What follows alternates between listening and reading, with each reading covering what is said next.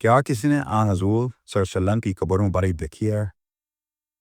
گنبد خضرا وہ گنبد ہے جو پوری دنیا کے مسلمانوں کے دلوں میں بستا ہے۔ کوئی مسلمان ایسا نہیں جس کے دل میں گنبد خضرا کی زیارت کی خواہش بلائی نہ لیتی ہو۔ حضرت محبوب نبی اکرم صلی اللہ علیہ وسلم آخر الزماں کے روضہ مبارک پر قائم اس گنبد خضرا کے نیچے اور روضہ شریف کے اندر کیا ہے، اس کے متعلق کئی باتیں مشہور ہیں۔ انٹرنیٹ پر کئی جعلی تصاویر گردش میں رہتی ہیں۔ انواع اقسام کی قبروں کو قبر رسول کے نام سے سوشل میڈیا پر شیئر کیا جاتا ہے۔ کبھی کسی آدمی کی تصویر اس دعوے کے ساتھ شیئر کی جاتی ہے یہ خادم رسول ہیں اور قبر مبارک کی صفائی کی خدمت پر مامور ہیں۔ حقیقت یہ ہے کہ اکثر سب دعوے بے بنیاد اور مصنوعی ہیں۔ حقیقت کیا ہے؟ روضہ شریف کے اندر کیا ہے؟ کیا کوئی قبر مبارک تک رسائی رکھتا ہے؟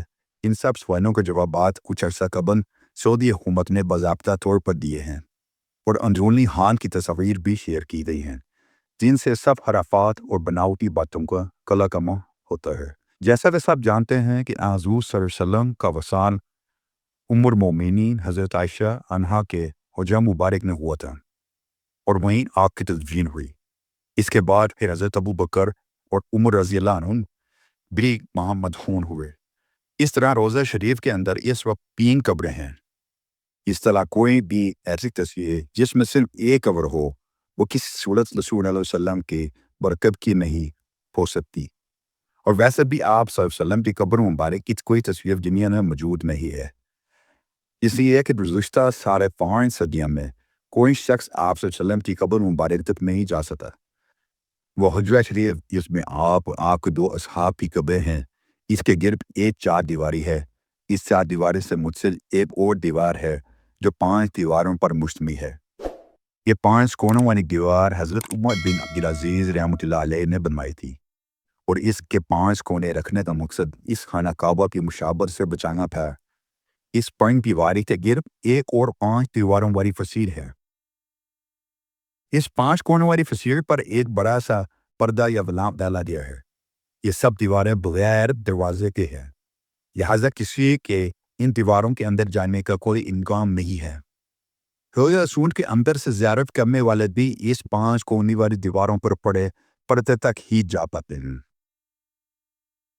روضہ رسول پر سلام عرض کرنے والے عام زائرین جب سنہری جالیوں کے سامنے کھڑے ہوتے ہیں تو جالیوں کے سوراخوں سے انہیں بس وہ پردہ ہی نظر آ سکتا ہے جو حجرہ شریف کے 5 دیواری پر پڑا ہوا ہے۔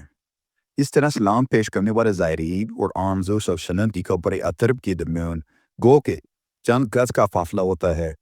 یہ درمیان میں کوئی 4 دیواریں حائل ہوتی ہیں، ایک سنہری جالیوں والی دیوار، دوسری 5 کونوں والی دیوار، تیسری ایک اور 5 دیواری، اور چوتھی وہ 4 دیواری جو کہ اصل حجرے کی دیوار تھی۔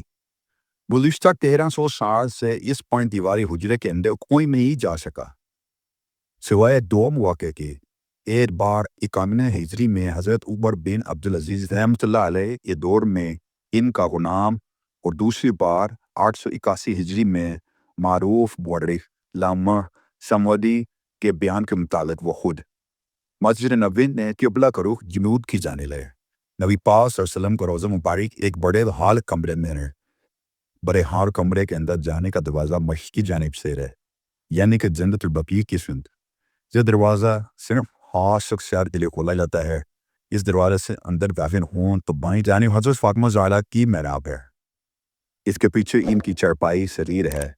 العربیہ ویب سائٹ نے محقق محی الدین ہاشمی کے حوالے سے بتایا ہے کہ حال کمرے میں روضہ مبارک کی طرف جائیں تو سبز غلاف سے ڈھکی ہوئی ایک دیوار نظر آتی ہے۔ 1406 ہجری میں شاہ فہد کے دور میں اس غلاف کو تبدیل کیا گیا۔ اس سے قبر ڈھانپا جانے والا پردہ 1370 ہجری میں شاہ عبدالعزیز السعود کے زمانے میں تیار کیا گیا تھا۔ مذکورہ دیوار 881 ہجری میں اس دیوار کے اطراف میں تعمیر کی گئی جو 91 ہجری میں حضرت عمر بن عبدالعزیز نے تعمیر کی تھی۔ اس بند دیوار میں کوئی دروازہ نہیں ہے۔ قبلے کی سمت اس کی لمبائی 8 میٹر، مشرق و مغرب کی سمت 6.5 میٹر، اور شمال کی جانب دونوں دیواروں کی لمبائی ملا کر 14 میٹر ہے۔ کہا جاتا ہے کہ 91 ہجری سے لے کر 881 ہجری تک تقریباً 8 صدیاں کوئی شخص آپ صلی اللہ علیہ وسلم کی قبر مبارک کو نہیں دیکھ پایا۔ اس کے بعد 881 ہجری میں حجرہ مبارک کی دیواروں بوسیدہ ہو جانے کے باعث ان کی تعمیر نو کرنا پڑی۔ اس وقت نامور مورخ اور فقیہ علامہ نور الدین ابو الحسن سمدی مدینہ منورہ میں موجود تھے، جنہیں ان دیواروں کی تعمیر نو کے کام میں حصہ لینے کی سعادت حاصل ہوئی۔ وہ لکھتے ہیں کہ 14 شعبان 881 ہجری کو 5 دیواری مکمل طور پر ڈھا بھی دی۔ دیکھو تو اندرونی 4 دیواری بھی دراریں پڑی ہوئی تھی، چنانچہ وہ بھی ڈھا بھی دی۔ ہماری آنکھوں کے سامنے اب مقدس حجرہ تھا۔ مجھے داخلے کی سعادت ملی۔ میں شمالی سمت سے داخل ہوا۔ خوشبو کی ایسے لپٹ آئی جو زندگی میں کبھی محسوس نہیں ہوئی تھی۔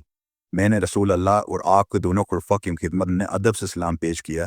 مقدس حجرہ مربع شکل کا تھا۔ اس کی 4 دیواریں سیاہ رنگ کے پتھروں سے بنی تھی، جس خانہ کعبہ کی دیواروں میں استعمال ہوئے ہیں۔ 4 دیواریں میں کوئی دروازہ نہ تھا۔ میری پوری توجہ 3 قبروں پر مرکوز تھی۔ تینوں سطح زمین کے تقریباً برابر تھی، صرف ایک جدا ذرا سا اوپر تھا۔ یہ شاید حضرت عمر کی قبر تھی۔ قبروں پر عام سی مٹی پڑی تھی۔ اس بات کو 5 صدیاں بیت چکی ہیں، جن کے دوران کوئی انسان ان محربن اور مستحکم دیواروں کے اندر داخل نہیں ہوا۔ السمدی نے اپنی کتاب میں حجرہ نبوی کا ذکر کرتے ہوئے تحریر کیا کہ اس کا فرش سرخ رنگ کی ریت پر مبنی ہے۔ حجرہ نبوی کا فرش مسجد نبوی کے فرش سے تقریباً 60 سینٹی میٹر نیچے ہے۔ اس دوران حجرے پر موجود چھت کو ختم کر کے اس کی جگہ تیز کی لکڑی کی چھت نصب کی گئی، جو دیکھنے میں حجرے پر لبی مربع جانیوں کی طرح ہے۔ اس لکڑی کے اوپر ایک چھوٹا سا گنبد تعمیر کیا گیا، جس کی اونچائی 8 میٹر ہے، اور یہ گنبد خضرا کے عین نیچے واقع ہے۔ یہ سب معلومات معروف کتاب وفا اور وفا دل اخبار دار مصطفیٰ صلی اللہ علیہ وسلم کے مؤلف سمرزید میں اپنے مشہور تصنیف میں درج کی ہے۔ اس کتاب میں مدینہ منورہ کی تاریخ سے متعلق تمام معلومات جمع کی گئی ہیں۔ علامہ سمودی کی وفات 911 ہجری میں ہوئی۔ 881 ہجری یا 1477 عیسوی سے لے کر اب تک تقریباً 550 سال کے عرصے میں کوئی آن حضور صلی اللہ علیہ وسلم کی قبر مبارک کی زیارت نہیں کر سکا۔ سبحان اللہ۔